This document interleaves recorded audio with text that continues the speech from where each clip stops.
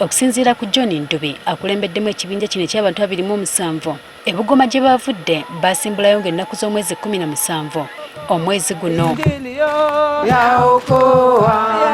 Bano bakungaanidde ku ekereziya eya St Jude Catholic Church e Busia era nga bwe basuze mu kusaba n'okwegayirira.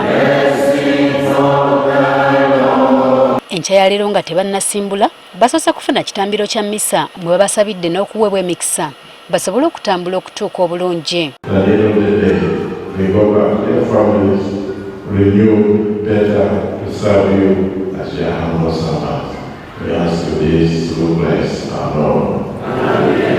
Basuze ku kyaki nga basaba kakati bamaze okufuna misa wabaddewo abantu abatoneddeko babawaddeko emigaati babasondeddeko ssente okwongereza ku zaabwe ze balina era kati basimbuse abo tubasiibula bagende naffe tugenda kubagoberera luvannyuma. Ne poliisi era erabiddwako ng'ebalungamya wamu n'okubawa ebiragiro kwe bannatambulira okwewala okutomerwa ebidduka ku kkubo n'obuzibu obulala.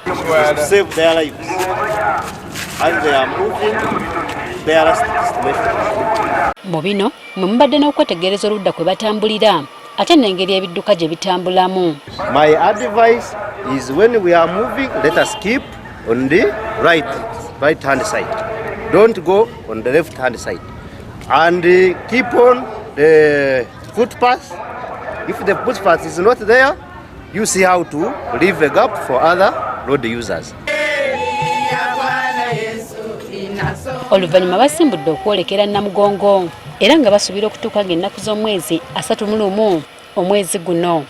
Kunenya natoka kwa nyumba yako na nyinyi kama ni taifa ya Kenya. Sasa sisi kama Kenya tunaomba amani, upendo, yani tuwe tuna amani dunia mzima, tusiwe na mafurugano.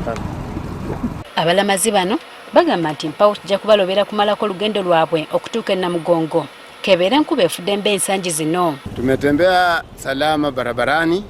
Lengo na sababu ya sisi kutembea kwa miguu kwenda Namugongo ni kwenda kushuhudia wale watakatifu waliokufa kwa imani ya dini Katoliki dunia mzima na walikufia Namugongo. Baliko ne bebesunze nga batuuse Namugongo naddala abajuliza okubakolera ebyewuunyo n'okusingira ddala okusabira amaka gaabwe okutebenkera. And our major mission is to pray. We pray for the whole world. We pray with for the people fighting who have no peace in their countries and those ones with problems. So while we are going to witness the Uganda Martyrs led by Charles Luanga, Matia Mlumba, Kizito, we are also praying for our families.